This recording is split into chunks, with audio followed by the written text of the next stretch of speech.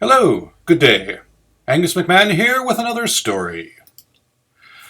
Being unemployed was a nervous, fun, scary, giddy existence, and I needed something to keep me grounded and centered and focused as all of this was swirling around me.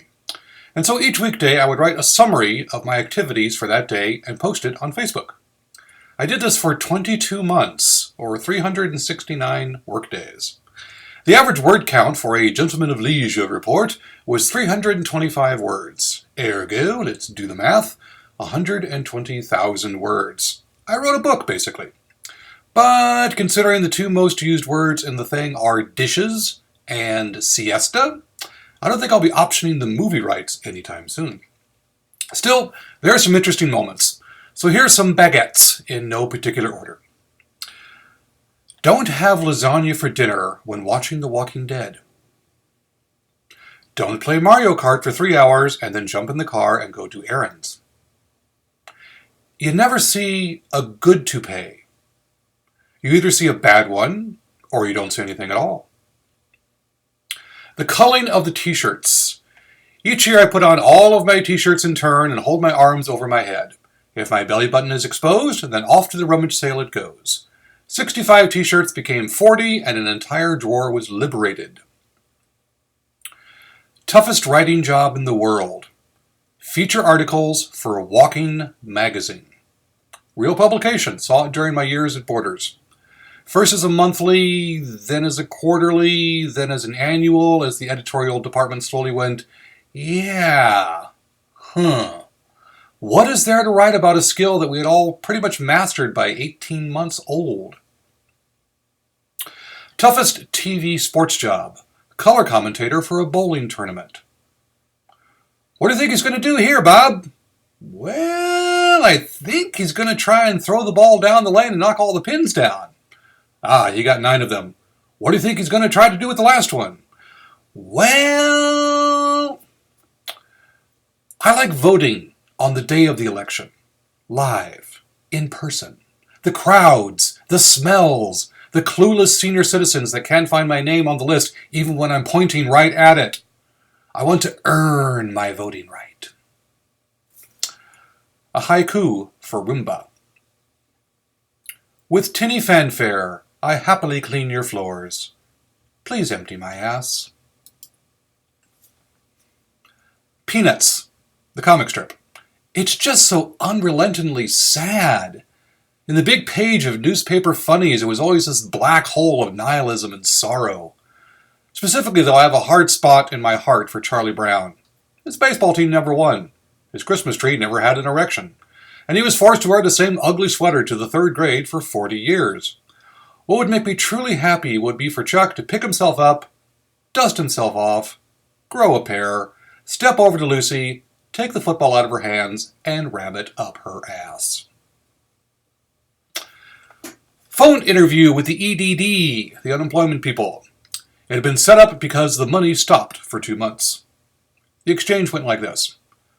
Why did you stop sending us the completed payment forms?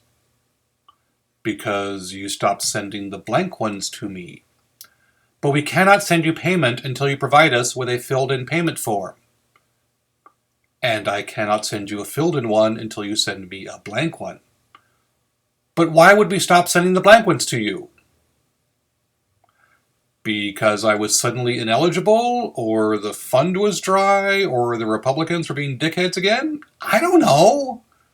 But your account is still active. Good to know. Can I have my money now? We'll need to have a payment form from you.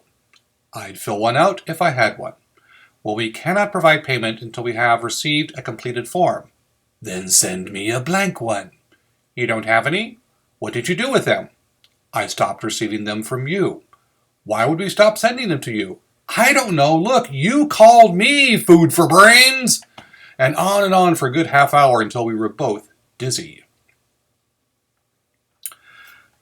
I visit this particular Taco Bell now and then, but always through the drive-thru. I hadn't used the walk-up counter in years, and now I remember why. It's not really a walk-up counter. It's a stagger-up, lurch-up, crawl-up, limp-up bleeding counter. Downtown Taco Bells are the beach upon which society's human detritus washes up. I placed my order while ignoring the smell behind me. I then sidled quickly right, upwind, and the grizzled woman behind me crow hops forward and places 3 prescription bottles on the counter. The college kid in the paper hat then does the right thing and immediately calls for the manager. Grizzly woman then orders by waving inarticulately at the menu above her. This eventually dissolves into an argument between the grizzly woman and her pill bottles, I think. I was off to the side, as far as possible, intently staring at my receipt. The manager tries his best to decipher her waving and raving. I am then distracted by the commotion behind me as the style criminals behind me spotted a cop car stopped at the light outside and decided that the wisest course of action would be to yell, "It's the cops!" and run out the door and scatter in all directions with their arms waving. Because nothing is less interesting to a police officer driving by than 5 young men pouring out of a Taco Bell yelling. Soon, sirens were harmonizing with the grizzly pill woman, who was now threatening to bring in the FBI to investigate how she had just been shortchanged. But no money had switched hands yet. The next fellow who wandered in thought it would be a great idea to pick up the wet floor plastic sign off the floor and put it on his head while he did a soft shoe dance around the lobby. I soon found myself trying to triangulate equidistant from all of the various archetypes of nut jobs, keeping the maximum distance between me and the insane, the insober, the dropped on my head as a child too many times, and the mixed doubles. This little minuet of terror of mine went on for 13 minutes until my order was ready. Yes, 13 minutes. I was a retail manager. I keep track of these things. And the timestamp was right there on my receipt, which now I knew better than my own social security number. The nice lady handed me my bag and apologized for the delay, waving at the sea of psychotic humanity currently occupying the lobby, and offering me a coupon for some cinnamon twists. I declined politely and ran out the door, waving my arms. Back home, I ate my Gordita Doritos Chalupa Supreme Crunchwrap, and then turned on my Legend of Zelda game. Me and Link went on a quest to find the mushroom spores that would heal the wing of the 15-foot bird, that would help me find the ancient flower, that would fix the prehistoric robot, that would retrieve the pinwheel from the volcano so we could fix the windmills, which would then give me a new song for my harp. And this side quest seemed perfectly sane and rational when compared to the ongoing theater of the surreal that is my local Taco Bell. If you liked what you just heard, please hit that thumbs up below. Don't forget to subscribe, and please click the bell icon so you'll know when I post the next story. If you'd like to support creative people like me for as little as $1 a month, I certainly wouldn't mind. Go to patreon.com and go exploring. A good first place to start is here. Until next time.